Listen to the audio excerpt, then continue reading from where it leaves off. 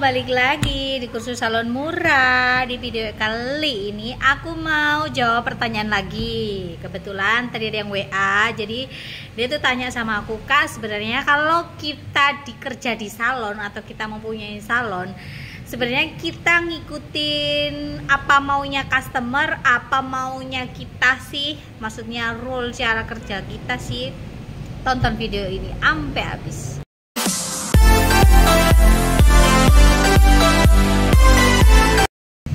Nah, ini ngevlog nggak pakai hijab, geng, karena habis retouch warna ya yang sini.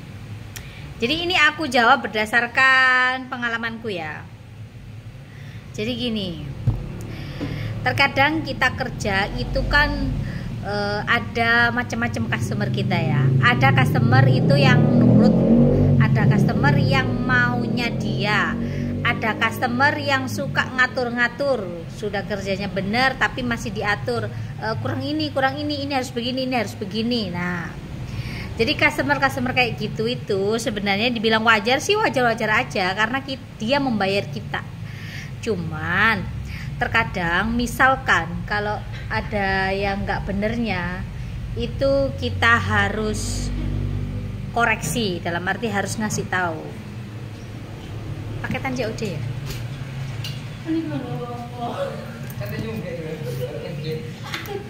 90.000 ya? Sorry, ada paketan soalnya. Jadi ya, customer itu kan macam-macam. Terkadang ada yang maksudnya itu dia maunya seperti ini, kita harusnya nggak seperti itu. Jadi gini, geng, memang kalau kita kerja itu kalau nggak sesuai dengan cara kerja kita itu kan rasanya itu nggak enak ya. Cuman kalau ada pertanyaan seperti itu, jawabanku adalah kita bekerja sesuai dengan kemauan customer. Contohnya nih, contoh customer ini mau warna nih, mau warna. Dia mau warnanya itu seperti balayik ya, di full block, terus ada sentuhan kilatan-kilatan sedikit highlight-nya gitu ya. Kalau bagusnya, terkadang itu kan highlight itu lebih bagus, itu lebih kelihatan nyambungnya, terus lebih kelihatan enak dipandangnya, itu kan yang kecil-kecil lembut-lembut gitu ya. Itu baru kelihatan halus banget highlight ya. Tapi ada tapinya, karena ini aku sering jumpai di salon, bahkan di salonku sendiri ya. Customer itu maunya itu nggak seperti itu, mau yang seperti itu, tapi highlightnya itu mau yang kelihatan tebel-tebel gede-gede ya. Jadi nggak mau yang lembut-lembut kayak begitu. Otomatis kita harus mengikuti dia. Karena apa? Terkadang dia ini datang ke salon itu membawa contoh ya, Kak, aku mau yang warna seperti ini. Nah, tapi terkadang yang ditunjukin ini mungkin warnanya itu sudah ada penumpukan dan lain-lain, tapi bagi customer itu kan nggak mau tahu hal kayak gitu, dan bahkan mereka juga nggak paham juga. Pokoknya intinya mau yang seperti ini.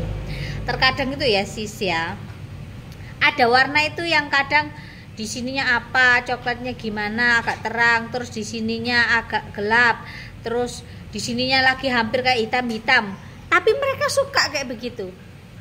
Nah, mau nggak mau kita kan harus mencocokkan apa yang dia mau ya, bukan apa yang kita mau, karena dia yang bayar kita. Karena aku sering banget dapat customer yang seperti itu, maunya itu seperti ini, sedangkan yang kita lihat itu penumpukan warna dan lain-lain. Nah, kayak begitu itu mau nggak mau kita harus nurutin mereka. Highlightnya mau nggak mau harus minta yang besar-besar, padahal mungkin yang mereka tunjukkan itu terkadang entah itu dia dikerjain sendiri, maksudnya nyemir sendiri, atau nyemir yang nggak rata kayak gitu-gitu. Nah, yang ditunjukin tuh kayak gitu-gitu. Mereka mau bayar kita mahal sekalipun, tapi maunya yang hampir sama dengan ditunjukin. Bagi kita, oh itu warnanya terlalu besar-besar nih highlight, tapi mereka suka. Nah, aneh nggak tuh? Mau nggak mau kita harus mengikuti. Jadi jangan sesuai dengan maunya kita. Kenapa?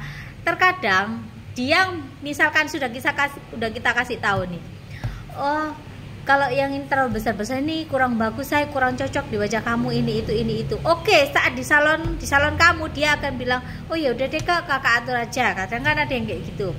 Tapi habis itu sudah omongannya sudah beda di luar. Oh ini aku di salon sana itu hasilnya kayak gini, cupuli cilik, gak ketok gini, nggak kelihatan highlightnya. Padahal aku tuh mau nih yang kelihatan gede-gede gitu, yang agak tajam-tajam, jadi kelihatan seleret-seleret yang ini ketok rodok tegas. Nah bahasa Jawa itu kayak gitu. Nggak tahu kalian paham apa enggak nih? Aku juga bingung mau translate ke bahasa Indonesianya kayak mana. Ada kayak gitu karena aku pernah jumpai. Ada nih ya, yang sudah highlightnya ini sudah agak jarang-jarang nih, bagus banget nih. Bagi dia juga masih kurang. Maunya yang sedikit nempel-nempel, maunya agak ngeblok-ngeblok gitu juga ada kayak gitu. Aku sering banget jumpai kayak gitu. Nah jadi kita kerja harus sesuai dengan customer. Bagi kita itu nggak bagus, bagi dia itu bagus ya. Jadi jangan samakan selera. Namanya kita kerja di salon, kita kerja jasa, kita harus ngikuti yang bayar kita. Soalnya aku pernah ini dapat juga customer, dia mau potong rambut seperti anak tangga. Memang bagus sih sebenarnya. Kalau kita ngikutin tren mode fashion itu bagus. Kalau orangnya super pede banget, sudah kita potong nih kurang pendek, bayangkan minta dipendekin tuh segini kayak tangga. Nah kita kan bukan kita nggak mau nurutin ya, kadang aku pribadi yang sudah lama terkadang masih awamnya itu yakin nih potong kayak begini, sedangkan lingkungan sekitar sini tidak ada orang yang potongannya kayak begitu, tapi dia mau nih.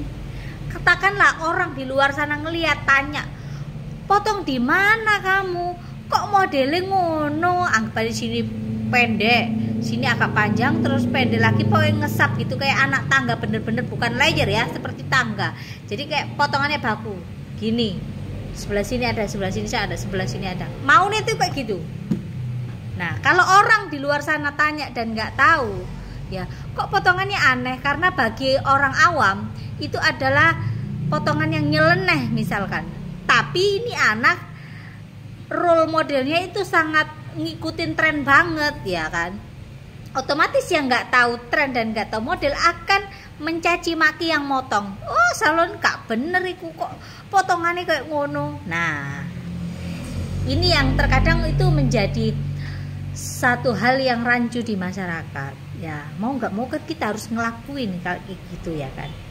Kita dapat baiknya karena ngikutin customer yang mau ini tadi, dapat nyelenehnya dari orang lain yang menilai kita kurang cakep, kok dipotongnya kayak begitu. Nah anggapannya itu kayak gitu, karena aku pernah ketemu customer itu yang seperti itu.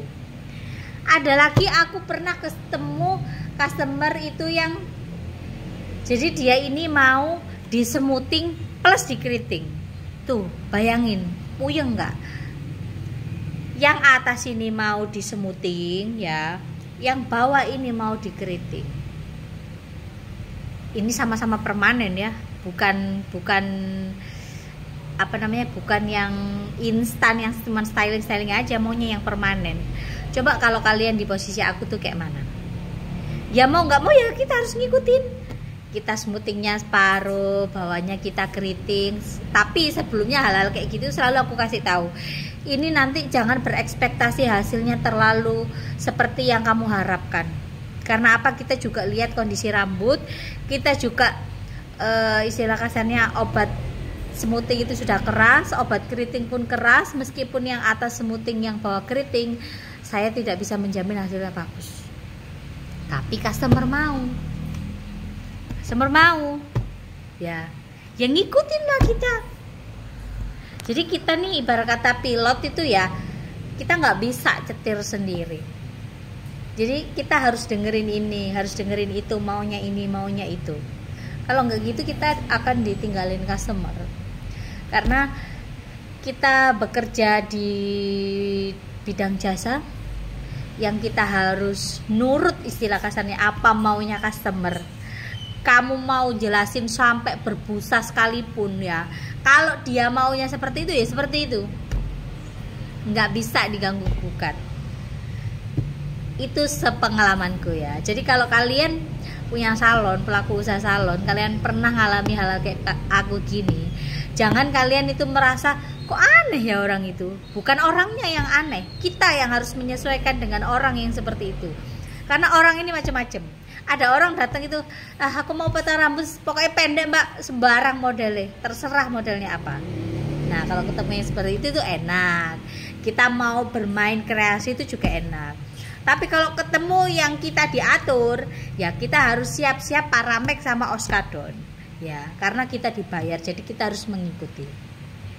Aku tuh pernah juga nih dapat customer minta poni itu yang satunya di sini segini, separuhnya itu segini, satunya ini segini panjangnya, jadi beda sebelah. Nah aku aja ya puluhan tahun di salon, aku ya merasa itu potongan yang aneh, poni seperti itu, tapi mereka seneng. Nah loh, itu orang-orang yang sudah cara pandang dan cara berpikirannya itu sudah warna-warni di otaknya. Jadi itu model yang mau semau-mau dia. Tapi asik kalau kita ketemu customer seperti itu, kita jadi makin pinter.